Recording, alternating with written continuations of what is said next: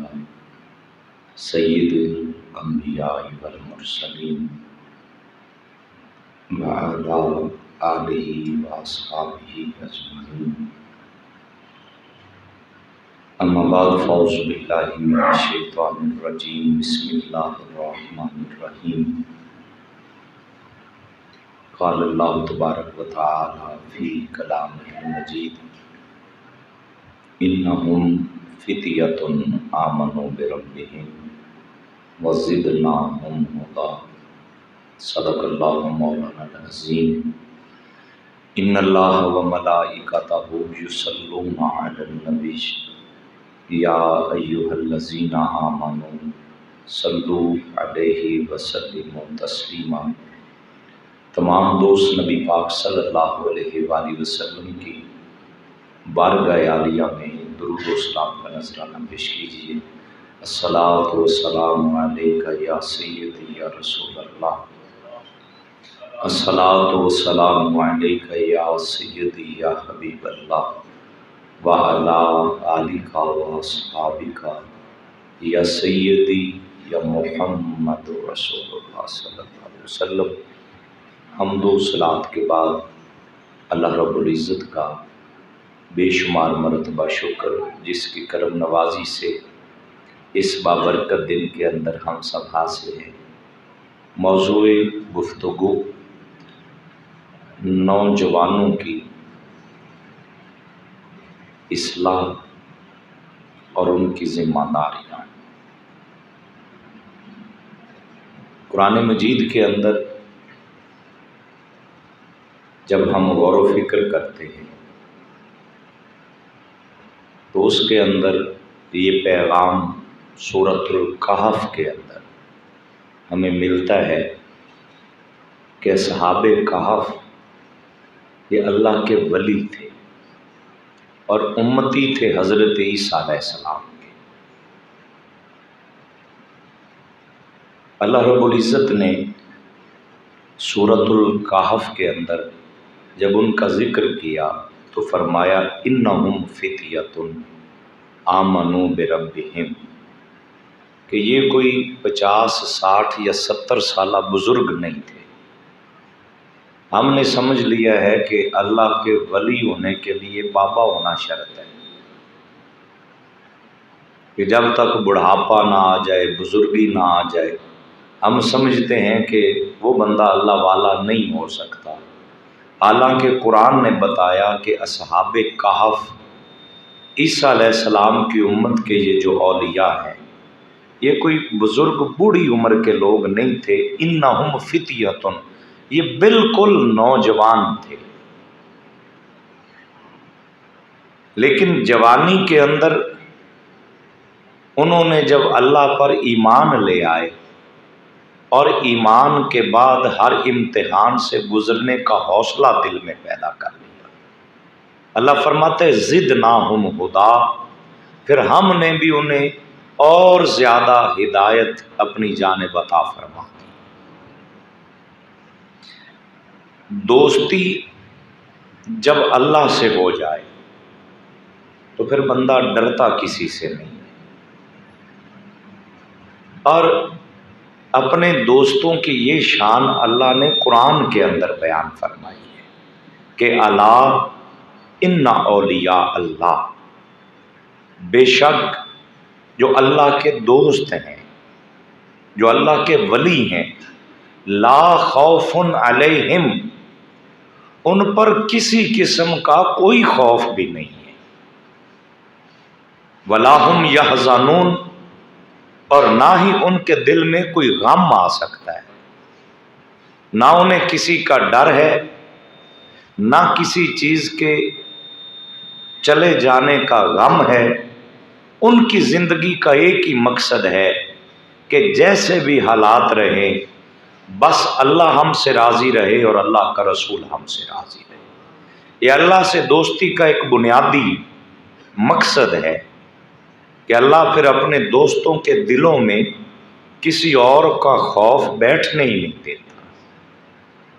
وہ اکیلے بھی کھڑے ہیں اور پوری سلطنت وقت کے بادشاہ بھی مخالف ہو جائیں تو وہ پھر بھی بڑی موج سے بیٹھے ہوتے ہیں، بڑے آرام سے بیٹھے ہوتے ہیں۔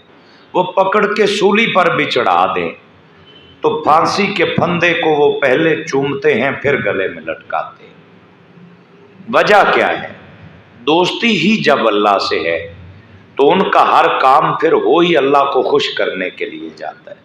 وہ یہ کہتے ہیں کہ اگر وہ دکھ میں رکھے تو وہ دکھ بھی قبول ہے، وہ سکھ میں رکھے تو وہ سکھ بھی قبول ہے، وہ غم دے کر آزمائے تو غم بھی قبول ہے، وہ خوشیاں دے کر آزمائے وہ خوشی قبول ہے، وہ غربت میں رکھ کے راضی رہے تو ہمیں غربت سے پیار ہے، وہ امیری دے کر ہمیں آزمانا چاہے یا راضی رکھے ہم اس حال میں راضی۔ اللہ والوں کی زندگی کے ہر لمحے کا مقصد صرف یہی ہے کہ ان سے اللہ راضی ہو جائے، بس کوئی دوسرا مقصد نہیں۔ قرآن مجید میں اگر ہم غور و فکر کرتے ہیں تو اللہ رب العزت نے بندہ مومن کی زندگی کا ایک بہترین اصول ہمیں عطا فرمایا کہ اے محبوب صلی اللہ علیہ وسلم، اے میرے حبیب آپ کہہ دیجئے کل انا صلاتی، بے شک میری نمازیں، و نسکی، میری قربانیاں، و محیایا، میری زندگی، و مماتی، میرا مرنا، للہ رب العالمین، سب اللہ کے لیے۔ یہ بندہ مومن کی زندگی کا بنیادی مقصد، ہم تو ساری زندگی اپنے لیے بھی نہیں جیتے، ہم تو دوسروں کے لیے جیتے جیتے زندگی گزار دیتے ہیں، اور جس رب نے زندگی دی ہے اس رب کے لیے زندگی کا کوئی ایک لمحہ بھی بمشکل ہمیں ملتا ہے۔ دیکھیے یہ زندگی اللہ کی امانت ہے نا، اس نے ہمیں دی ہے، تو اس زندگی کا کتنا وقت ہے جو زندگی دینے والے کے لیے ہم گزارتے ہیں۔ آپ اپنی کیلکولیشن کیجئے، اپنی زندگی کی جمع تفریق کیجئے، جوانی تک تو ہم ویسے ہی بھولے رہتے ہیں، پڑھ رہا ہے جی پڑھ رہا ہے، ابھی بچہ ہے ابھی پڑھ رہا ہے، ابھی جوان ہے، جوانی میں غلطیاں ہو جاتی ہیں، سارے انج کرتے رہے، ساڑھے تو ہوگی تے کی ہویا۔ ہم نے یہ سمجھ لیا ہے کہ شاید جوانی ملی ہی غلطیاں کرنے کے لیے، اور پھر غلطی کر کے اس کو بالکل ایزی لے لینا کہ کی ہویا غلطی ہوگی، اس عمر چوندیاں رہندیاں نے۔ یہ جوانی کا فلسفہ نہیں ہے۔ میرے کریم رسول صلی اللہ علیہ وآلہ وسلم آپ ارشاد فرماتے ہیں اغتنم خمسن قبل خمسن، کہ 5 چیزوں سے پہلے غنیمت جانو۔ شبابہ کا قبل حرامے کا، کہ اگر آپ کو جوانی کی زندگی مل گئی ہے، اس جوانی کو اللہ کا تحفہ سمجھ کے گزار، کیونکہ بڑھاپا جب آ جائے گا تو تیرے جسم کے اعضاء تیرا ساتھ نہیں دیں گے، پھر تو عبادت کرنا تو چاہے گا پر تیرا جسم تیرے ساتھ نہیں دے گا۔ جب 40-50 سال اس کی نافرمانی کرتے رہے تو اب جسم کا ایک ذرہ عادی ہو چکا تھا جب سرکشی کا، اب بڑھاپے میں ہم نے موڑ کے اس کی جانب لانا چاہا تو پیغام محبت ملتا ہے نہیں، حق بنتا تھا تو جوانی میں اللہ کا ہو کر رہتا۔ اغتنم خمسن قبل خمسن، شبابہ کا قبل حرامے کا، بڑھاپے سے پہلے جب جوانی ملتی ہے تو جوانی کو اللہ کا انعام سمجھ اور ایسی جوانی گزار کہ جب تیرے اوپر بڑھاپا آ جائے، تیرے جسم کے اعضاء تیرا ساتھ چھوڑ جائے، تیری جوانی کی عبادت اتنی اعلیٰ ہو کہ بڑھاپے میں خوش ہو کے اللہ تجھے کہہ دے کہ اب تیرے نفل نہ بھی تجھ سے پڑے گئے، تیرے جوانی کے نفلوں کی برکت سے بڑھاپے میں بھی تجھے نفل پڑھنے کا ثواب ملتا رہے گا۔ یہ اس کی کرم نوازی ہے۔ اور پھر فرمایا وصحت کا قبل مرض کا، बीमारी से पहले पहले तंदुरुस्ती की जो नेमत मिली है, इस तंदुरुस्ती की नेमत को भी अपने लिए गनीमत जानो। हम जब बीमार हो जाते हैं तब अल्लाह हमें बड़ा याद आता है कि बस या अल्लाह ऐस वारी माफ कर दे, फिर वेखना किवें तेरी इबादत करने। माफिया मांगते हैं बीमारी में, यूं कह लीजिए कि फसे हुए अल्लाह नूं मनने। इस तो इलावा साड़ी तबीयत अल्लाह वाले मुतवज्जे नहीं होंदी, है साड़ी बदकिस्मती। फसे हुए नहीं मनना। जब तंदुरुस्ती हो, सेहत हो, अल्लाह की सारी नेमतें पास हों, फिर उठ के सजदा कर, ताकि खुशहाली का सजदा तेरे दिल को गैर की जानिब मुतवज्जे ना कर सके, तेरा दिल सिर्फ अपने रब की जानिब मुतवज्जे है। हमारे अंदर बुनियादी मसला यह है कि हमने हर चीज़ को मादियत ज़दा जहन के साथ परखा है। हम मिल के बैठते हैं तो मौजूए गुफ्तगू क्या है कि तेरे पास कितनी दौलत है, मेरे पास कितनी दौलत है। वजह फ़ख्र क्या है, तेरी कोठी इतनी महंगी, मेरी इतनी महंगी, तेरी गाड़ी इतनी महंगी, मेरी इतनी महंगी। ये फ़ख्र की बात है। मैंने कपड़े इतने महंगे पहने, तूने इतने महंगे पहने। जब वजह फ़ख्र तो दुनिया की चीज़ें ही रह गई, हालांकि वजह फ़ख्र ये था कि यार मैंने भी 5 नमाजें पढ़ी, तूने भी पढ़ी, बता कोई नफली नमाज भी आज तूने पढ़ी। मैंने 1 सिपारा कुरान तिलावत किया है, तूने कितने सिपारे कुरान के तिलावत किए। अल्लाह का कुरान कहता है फस्ताबिकुल खैरात, बंदा मोमिन मुकाबला करना है तो नेकियों में कर, नेकियों में मुकाबला कर। हमारा मुकाबला नेकी का रहा ही नहीं है, हमारा मुकाबला रहा है तो सिर्फ और सिर्फ नेकी की बजाय हमारा मुकाबला दुनियादारी का रहा है। और जब मुकाबला दुनियादारी के मामलात का आ जाता है, फिर वहाँ खुदा की रज़ा और उसके रसूल की रज़ा तो हमारे पेश नज़र रहती ही नहीं है। तो मेरे करीम आका फरमाते हैं कि बुढ़ापे से पहले जवानी को गनीमत समझो, बीमारी से पहले सेहतमंद जब हो तो उस लम्हे को अपने लिए गनीमत समझो। आका करीम सल्लल्लाहु अलैहि वसल्लम के प्यारे गुलामों, फिर मेरे नबी ने इस पहलू के एक और अंदाज में बयान फरमाया। हुजूर फरमाते ला तज़ूलु कदमा अब्दिन हत्ता युसअला अन खम्सिन। हशर के मैदान में मेरे नबी फरमाते हैं कि अल्लाह बंदे को तब तक कदम नहीं उठाने देगा जब तक उससे 5 चीज़ों के बारे में सवाल ना पूछ ले। हशर के मैदान में उन 5 में से फिर पहला सवाल अन उमरिही फीमा अफना हो, पूछा जाएगा बंदे इतनी लंबी जिंदगी तुझे मिली थी, कहाँ गुजार के आया। बच्चों को वक्त दिया, बीवी को दिया, रिश्तेदारों को दिया, दौलत कमाने में दिया, घर बनाने में दिया, रिश्तेदारों को, दोस्तों यारों को वक्त दिया। ए मेरे बंदे बता, मैं तो तेरा रब था, मुझे तूने कितना वक्त दिया है।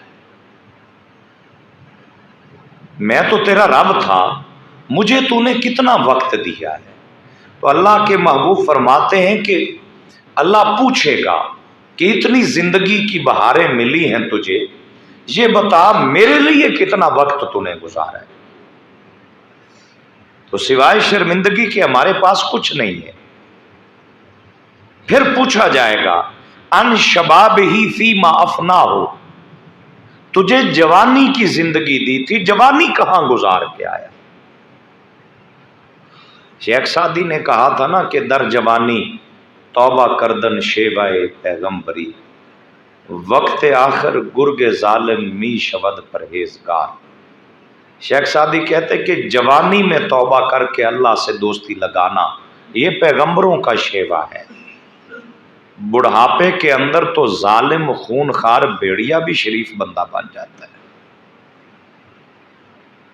वो जो हर एक का माल छीन के भाग जाने वाला है, वो खूनखार भेड़िया भी बुढ़ापे के अंदर وہ بھی بزرگ بن کے بیٹھا ہوتا ہے کہ نہیں جی اسی تے کدے کسی نے کچھ نہیں کیا. نہیں، زندگی وہی ہے جو اس انداز میں گزرے کہ تیری جوانی کے خوبصورت لمحوں سے اللہ اور اللہ کے رسول کی محبت کی خوشبو تیرے وجود سے چھلکتی ہوئی نظر آئے، تیرے کردار کا حسن بتا رہا ہو کہ یہ بازار میں چلتا ہے، اس کی نظر کہاں اٹھتی ہے، یہ کالج میں جاتا ہے، اس کی نظر کہاں کہاں بھٹکتی ہے، یہ گھر میں تنہائی میں سوشل میڈیا پہ جب بیٹھتا ہے تو اس کی نظریں خلوتوں کے اندر، تنہائیوں کے اندر حیا کے منظر دیکھتی ہیں یا بے حیائی کے منظر دیکھتی ہیں.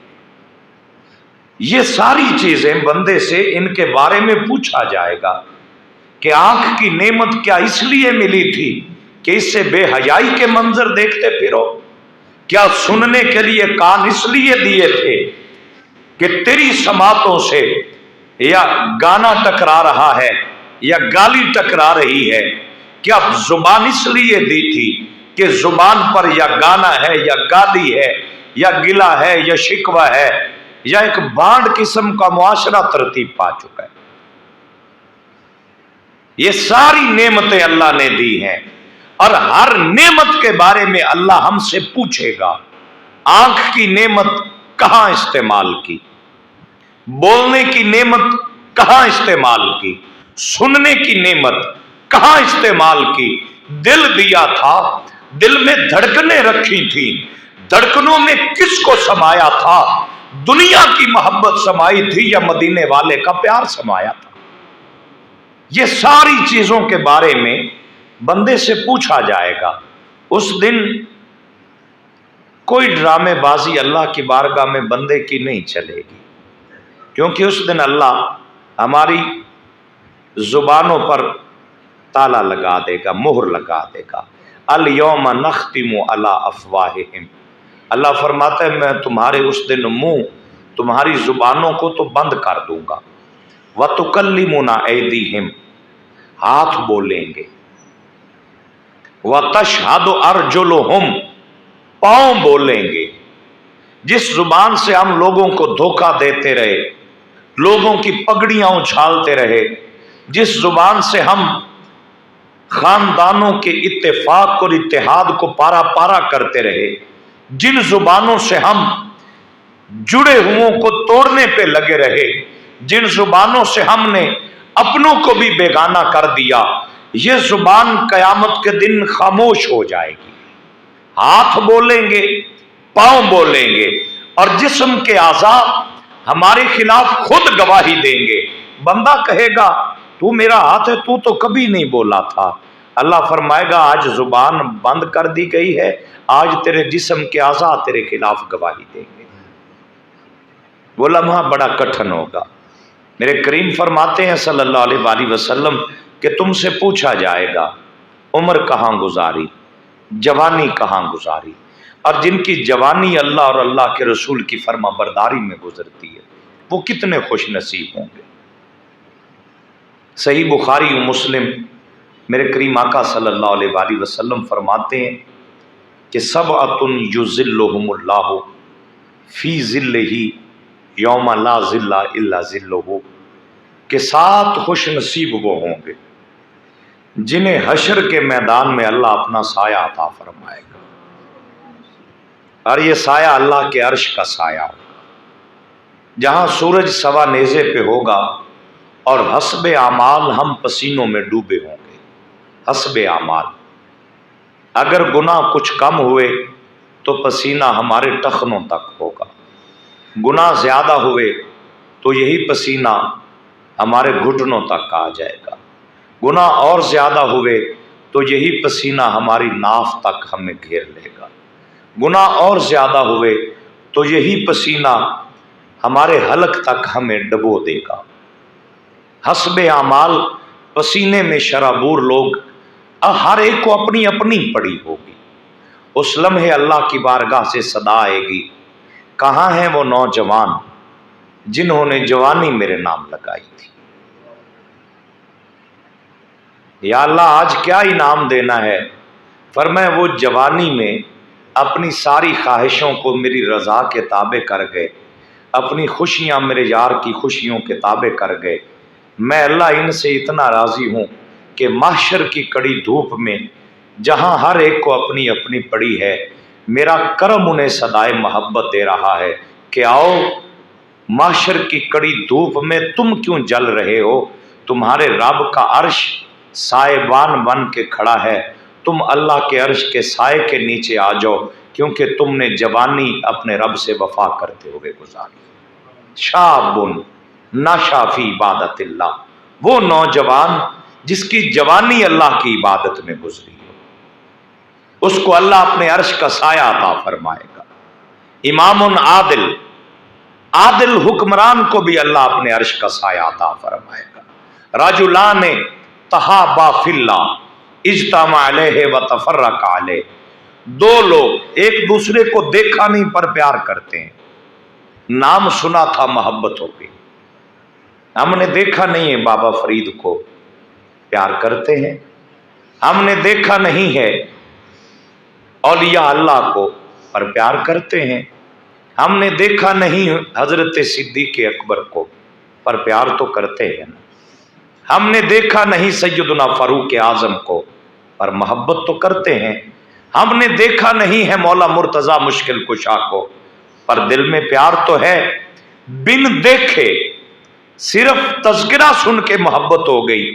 میرے نبی فرماتے ہیں ایسے دو لوگوں کو بھی اللہ حشر کے دن اپنے عرش کا سایہ عطا فرمائے گا کہ تمہاری دوستی کسی لالچ کی بنیاد پر نہیں تھی، کسی غرض پر مبنی نہیں تھی، کسی مفاد پر نہیں تھی، کسی حرص پر نہیں تھی، تمہاری دوستی بھی میری محبت کے لیے تھی اور میری خوشی کے لیے تھی۔ تم میرے فرید سے اس لیے پیار کرتے تھے کہ میں اللہ فرید سے پیار کرتا ہوں، تم معین الدین چشتی اجمیری سے اس لیے پیار کرتے تھے کہ میں اللہ ان سے پیار کرتا تھا، تم علی حجویری سے اس لیے پیار کرتے تھے کہ میں اللہ ان سے پیار کرتا تھا، پر میں تم نے میری وجہ سے ان سے محبت کی، دیکھا نہیں، لیکن آؤ تمہاری یہ محبت تمہیں عزت یہ دے گی کہ حشر کے میدان میں جہاں ساری مخلوق نفسی نفسی کی صدا لگا رہی ہوگی، میں اللہ تمہیں اپنے عرش کا سایہ عطا فرماؤں گا۔ چوتھے نمبر کے اوپر رجل قلبہ معلق بالمساجد اذا خرج منہ حتی یعود الیہ، جس شخص کا دل ہر وقت مسجد سے جڑا رہتا ہے، نماز پڑھی پلٹ کے گھر گیا، دکان پہ چلا گیا، بازار میں چلا گیا، اپنے معاملات میں مصروف رہا، لیکن دل کے اندر کسک ہے، طلب ہے، تڑپ ہے کہ پتہ نہیں مؤذن اگلی نماز کی اذان کب دے گا۔ جو ہی اذان کا بلاوا کانوں میں آئے وہ سارا کچھ چھوڑ کے پھر واپس دوڑا چلا آئے کہ میرے مالک تو نے فجر کے وقت بلایا، یہ تیری مہربانی ہے، تو نے توفیق سجدہ دی، یہ تیرا کرم ہے، اے پاک پروردگار تو نے ظہر کے لیے بلایا، یہ تیری کرم نوازی ہے۔ عصر مغرب عشاء، فرمایا جس کا دل مسجد کے ساتھ لگا رہے، نماز پڑھی پھر منتظر بیٹھا کہ پتہ نہیں کب بلاوا آئے، جو ہی آذان کا بلاوا آئے پھر دوڑا چلا ہے۔ جس کی زندگی مسجد کے ساتھ اس اٹیچمنٹ کے ساتھ گزر جائے، میرے حضور فرماتے ہیں کہ اس خوش نصیب کو بھی اللہ اپنے عرش کا سایہ عطا فرمائے گا۔ چوتھا پیغام محبت، یہ بھی ہم نے ذہن کے اندر رکھنا ہے نوجوانوں، بالخصوص یہ پیغام محبت بھی ہم نے اپنے ذہن کے اندر رکھنا ہے کہ ایک شخص تنہائی میں بیٹھا ہے، رجل ذکر اللہ خالیا ففاضت عیناہ، تنہائی میں بیٹھا تھا، اپنے ہی برے اعمال پر نظر پڑ گئی، اپنے ہی اعمالوں پر نظر جب پڑی نا تو کچھ اپنے ہی سیاہ کارنامے یاد آ گئے۔ بندہ تنہائی میں اکیلا بیٹھا ہے، کوئی نہیں دیکھ رہا، باپ نہیں دیکھ رہا، بھائی نہیں دیکھ رہا، دوست نہیں دیکھ رہے، بیوی بچے نہیں دیکھ رہے، اکیلا بیٹھا تھا اور اپنے ہی گناہ یاد آ گئے، اور اپنے آپ کے گناہوں کو یاد کر کے خود ہی رو پڑا کہ یا اللہ، میں تیرا ہو کر بھی اتنا گناہ گار رہا، میں تیری عطاؤں کو بھی دیکھتا رہا، پھر بھی دل تیری جانب متوجہ نہ ہوئے۔ فرمایا جسے تنہائی میں بیٹھ کے اپنے ہی اعمال پر شرمندگی ہو جائے اور مجھے یاد کر کے پھر تنہائی میں مجھ سے معافی مانگ لے اور اس کی آنکھ سے کوئی آنسو کا قطرہ گر پڑے، میرے نبی فرماتے ہیں اس خوش نصیب کو بھی اللہ حشر کے میدان میں اپنے عرش کا سایہ عطا فرمائے۔ وہ خوش نصیب جس کو اللہ نے اپنی جانب سے عطا کیا، اپنے خزانوں سے عطا کیا، یہ حسد نہ کیا کرو، یہ جلن، یہ حسد اس کے پاس کیوں ہے، میرے پاس کیوں نہیں ہے، اللہ کی تقسیم پر کبھی سوال نہ اٹھایا کرو، یہ حق ہمارے پاس نہیں ہے۔ وہ مالک ہے جس کو جس حال میں رکھے، یہ اس کی مرضی ہے، ہم اس کی عطا کے اوپر انگلی اٹھانے والے کون ہوتے ہیں؟ ہم کون ہیں جو رب کی تقسیم کے اندر دخل اندازی کرتے پھرے؟ نہیں، حسد کی آگ تباہ اور برباد کر دیتی ہے، خوش ہوا کرو۔ سب سے مشکل کام، سب سے مشکل کام، کسی کو عزت ملے تو خوش ہوا کرو، کسی کو کامیابی ملے تو خوش ہو جایا کرو۔ اس کا فائدہ پتہ کیا ہوگا؟ حسد کرنے سے دوسرے کا تو کچھ بگڑے گا نہیں، لیکن ہمارا نقصان ضرور ہو جائے گا۔ خوش ہو کے دعا دو گے تو جس رب نے اسے دیا ہے وہ خوش ہو کے ہمیں بھی عطا فرما دے گا۔ یہ طبیعتوں کے اندر تھوڑا سا نا یہ رجحان پیدا کیا کیجئے، اس سے فرق کوئی نہیں پڑتا، اس سے کرم نوازی، رحمت اور اس کی نوازشات ملتی ہیں، کم ظرف نہ بنا کرو۔ حضرت غوث العظم شیخ عبد القادر جیلانی فرماتے ہیں، آپ فرماتے ہیں کہ جو صوفی ہوتا ہے، جو اللہ والا ہوتا ہے، جو اللہ کا بندہ ہوتا ہے اور جو صحیح مومن ہوتا ہے، اس کے اندر ایک نشانی یہ بھی ہوتی ہے، وہ سخی بڑا ہوتا ہے۔ ہم نے سخی صرف وہی سمجھا جو پیسے لوگوں کو دے، جو راشن دے، ہم کہتے ہیں یہ بڑا سخی ہے، نہیں، یہ بھی سخاوت ہے، لیکن صوفیاء کہتے ہیں کہ دل کی بھی سخاوت ہوتی ہے اور زبان کی بھی سخاوت ہوتی ہے۔ زبان کی سخاوت کیا ہے؟ کہ کسی کو کوئی کامیابی ملے آپ اس کی تعریف کر دیں۔ خوشامد اور تعریف میں فرق ہے، خوشامدی نہیں بننا، تعریف کرنی ہے، اور یہ سب سے مشکل کام ہوتا ہے کہ آپ کے سامنے کسی ایک بندے کی تعریف کر دی جائے، پھر دوسرا کہے کہ میں تجھے بتاتا ہوں یہ کیا کیا کرتا تھا اور کیا کیا تھا، وہ سارا اس کے آگے اس کا ایک رجسٹر سا کھول دیتے ہیں۔ کیوں؟ کہ اس کو اپنے بھائی کی تعریف اچھی نہیں لگ سکی۔ نہیں، بندہ مومن زبان کا بھی سخی ہوتا ہے اور دل کا بھی سخی ہوتا ہے۔ دل کی سخاوت کیا ہے؟ دل کی سخاوت یہ ہے کہ کسی دوست سے کوئی غلطی ہو گئی، کسی بھائی سے کوئی غلطی ہو گئی، کسی محلے دار ہمسائے سے کوئی غلطی ہو گئی، وہ آپ کے پاس آ گیا، اس سے پہلے کہ وہ آ کے کہے کہ بھائی مجھے معاف کر دے، اس کو شرمندگی سے بچاتے ہوئے آپ پہلے ہی معاف کر دیں تو یہ دل کی سخاوت کہلاتی ہے۔ یہ دل کی سخاوت ہے کہ آپ معافی مانگنے والے کو شرمندہ ہی نہ ہونے دیں اور اس کو پہلے ہی دل سے معاف کر دیں۔ تو سوال سے پہلے معافی عطا کر دینا یہ دل کی سخاوت ہے، اور ہر اللہ کا نیک بندہ زبان کا بھی سخی ہوتا ہے، دل کا بھی سخی ہوتا ہے اور ہاتھ کا بھی سخی ہوتا ہے، اور اتنا سخی ہوتا ہے کہ وہ دائیں ہاتھ سے دیتا ہے تو بائیں ہاتھ کو پتہ بھی نہیں چلنے دیتا۔ ایسے سخی کو بھی اللہ اپنے عرش کا سایہ عطا فرمائے گا۔ احباب گرامی قدر، میں عرض کر رہا تھا کہ جوانی، نوجوان لوگ، میں اس موضوع کو اس لیے بھی منتخب کرنا میں نے مناسب سمجھا کہ آج کل سب سے زیادہ جو بے راہ روی کا شکار ہے وہ ہمارا نوجوان طبقہ ہے۔ یہی ہماری سٹرینتھ تھی، یہی ہماری طاقت تھی، اور بڑے طریقے کے ساتھ ہماری نوجوان نسل کو نظریاتی طور پر، فکری طور پر اتنا بانجھ کر دیا گیا ہے۔ میں سروے پڑھ رہا تھا،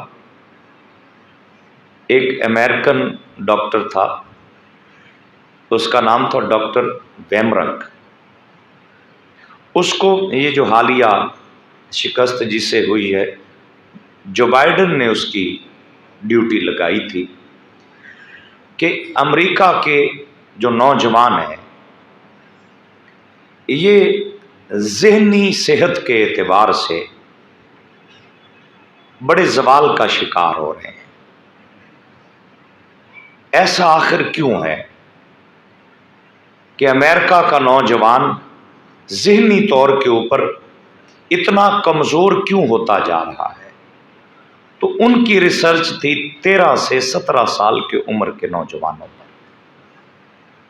13 سے 17 سال کی عمر کے نوجوانوں پر اس نے ریسرچ کر کے جو رپورٹ پیش کی اپنی گورنمنٹ کو، اس نے کہا جی 13 سے 17 سال کے بچوں کی، نوجوانوں کی زندگی کے اندر ذہنی کمزوری، ذہنی تناؤ اور مادیت پرستی اور دنیا پرستی کی جانب ان کی توجہ، ذہنی کمزوری اس لیے ہے کہ ان میں سے 95% لوگ انٹرنیٹ کا کثرت سے استعمال کرتے ہیں۔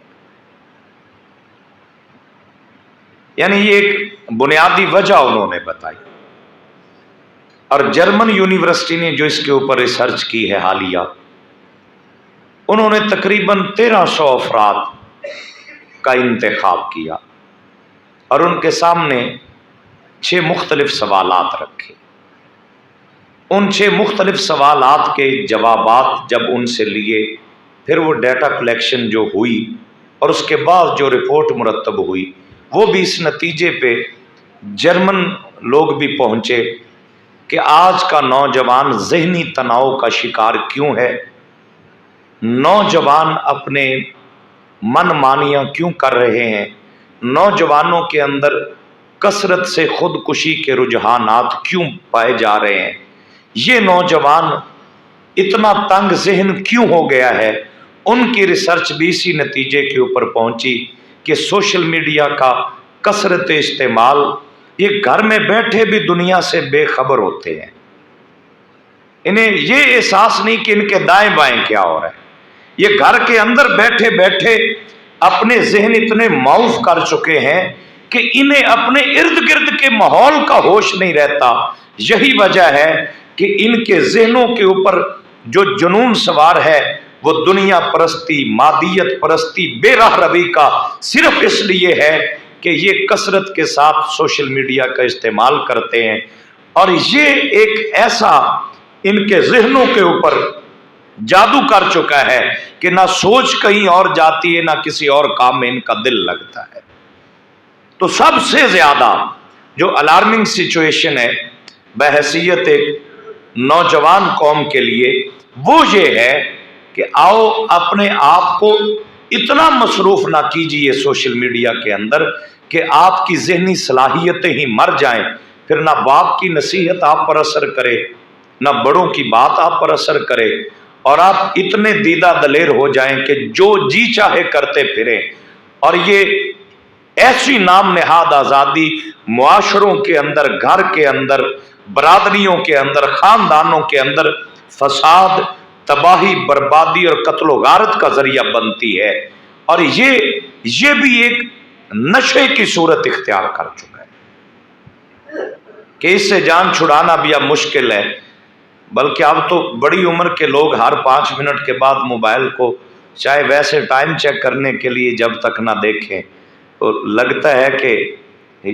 اس کے بغیر اب گزارا بڑوں کا نہیں رہا تو نوجوانوں کا کیا رہے گا۔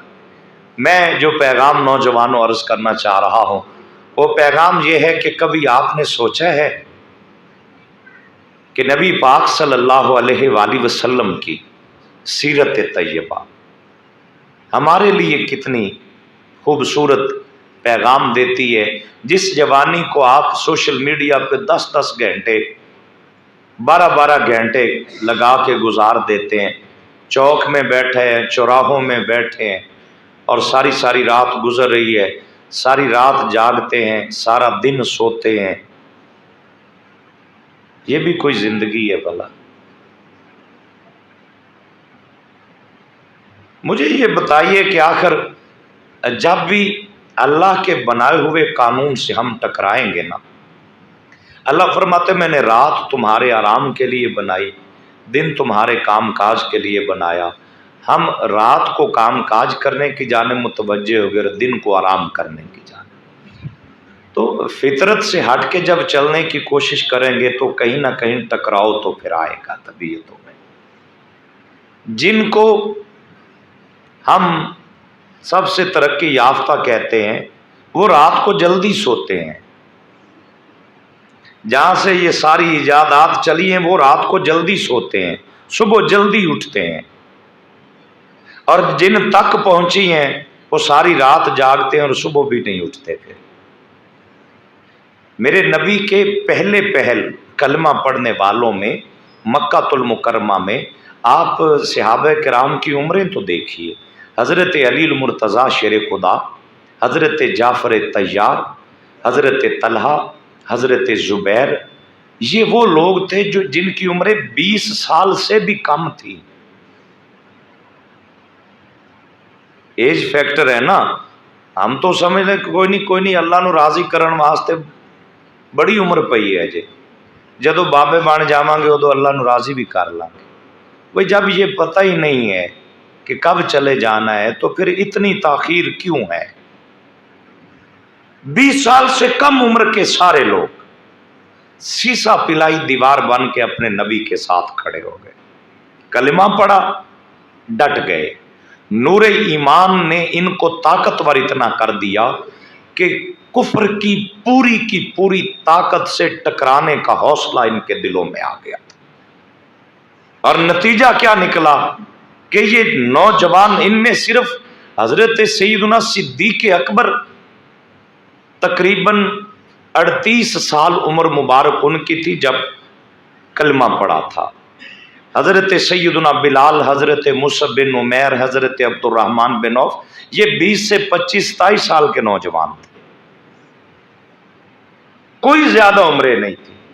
تو ان لوگوں نے جوانی کی ڈائریکشن کو سیٹ کیا، ایمان کی دولت ملی، نور توحید سے ویران دلوں کی کھیتیاں جب نور آشنا ہوتی ہیں تو تب جا کر یہ اپنے نبی کے ساتھ کھڑے ہوئے اور وفا کی تاریخ رقم کر کے کہا، یا رسول اللہ وہ جوانی بھی کیسی جوانی ہے جو محمد عربی کے دین کے فروغ کے لیے کام نہ آ سکے۔ جم کے رہے حضور کے ساتھ، جانوں کے نذرانے پیش کیے، دہتے ہوئے انگاروں پر لٹائے گئے، پر نبی پاک کا ساتھ نہیں چھوڑا، وفا کی تاریخ رقم کر کے کہا جوانی وہ نہیں ہے جو ٹک ٹاک کے اوپر ناچتے ہوئے گزار دی جائے، جوانی وہ نہیں ہے جو ہماری سوشل میڈیا اور فیس بک کے اوپر طرح کے دانشورانہ تجزیے کر کے گزار دی جائے، جوانی وہ ہے کہ جس جوانی میں بندہ مومن کی محبت کا مرکز دنیا کے جھوٹے رشتے نہیں بلکہ مرکز محبت فقط محمد مصطفیٰ کی ذات ہونی چاہیے۔ آپ اصحاب کہف کی تاریخ پڑھیے، جو آیت کریمہ میں نے تلاوت کی تھی، اس کے اندر اللہ نے ان کی ایج فیکٹر کو خصوصی طور پہ ذکر کیا، فرمایا انہم فتیۃ آمنوا بربہم، یہ کوئی 70 سالہ بابے نہیں تھے اصحاب کہف، نوجوان جو اپنے رب پر ایمان لے کر آئے۔ اللہ فرماتا ہے وزدناہم ہدی، ہم نے پھر ان کی طلب دیکھی تو ان کو نور ہدایت اور زیادہ عطا فرما دیا. ٹکرا گئے وقت کے بادشاہوں سے اور انقلابی نعرہ لگایا. ظلم حد سے بڑھتا ہے تو ہجرت کر کے ایک غار میں چلے جاتے, ڈر کے نہیں, ہجرت کر کے. یہ نبیوں کی سنت ہے. غار کے اندر جب پناہ لی نا, 309 سال تک یہ غار میں سوئے رہے تھے. دوستی جب اللہ سے ہو جائے تو اللہ کیا عزتیں عطا فرماتا ہے. اب وہ غار کے اندر جب آرام کرنے لگے نا 309 سال تک, اللہ نے سورج کو حکم دیا, فرمایا تو اپنے مدار میں گردش کرتا ہے, چاند اپنے مدار میں ہے, ستارے اپنے مدار میں ہیں. قرآن اور سائنس یہاں پہ دونوں کا نظریہ, سائنس کا نظریہ قرآن کے تابع نظر آتا ہے.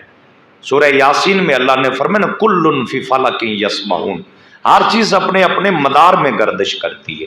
سائنس بھی یہ کہتی ہے, پر سورج اپنے مدار میں چلتا آ رہا ہے. اصحاب کہف کی غار کے قریب جب آتا ہے تو اب اللہ کا حکم ہوتا ہے ذرا رستہ بدل کے گزرنا, میرے دوست ہیں, جوانی میرے نام لگائی تھی انہوں نے. مالک کیا حکم ہے؟ فرمایا تو اپنے رستے پہ آئے گا نا, تیری شعائیں, تیری کرنیں ان کے چہرے پہ پڑیں گی, ان کے آرام میں خلل آئے گا, ان کی آنکھ کھل جائے گی. یا اللہ کیا کریں؟ فرمایا یہ چونکہ میرے دوست ہیں, جوانی میں مجھ سے دوستی لگائی ہے, اور ان کی یہ ادا اللہ کہتا ہے مجھے اتنی پسند آئی ہے کہ اے سورج جب تک یہ غار میں سوتے رہیں, اور کتنی صدیاں سوئے, 300 سال, 3 صدیاں غار میں لیٹے رہے. حکم ہوا سورج اپنے راستے پہ چلتے آنا. جب ان کی غار کے پاس آئے ذرا رستہ بدل کے پھر اپنے مدار میں چلے جانا. مالک کس لیے؟ فرمایا میرے دوست ہیں, جوانی انہوں نے میرے نام لگائی ہے, اب میں اپنے دوستوں کے آرام میں خلل کیسے آنے دے سکتا. نوجوانوں, پیغام محبت یہی ہے کہ آؤ اپنی محبتوں کا مرکز اللہ اور اللہ کے رسول کی ذات کو بنائیے, تاکہ ہم پر بھی مالک کی نوازشات ہو جائیں.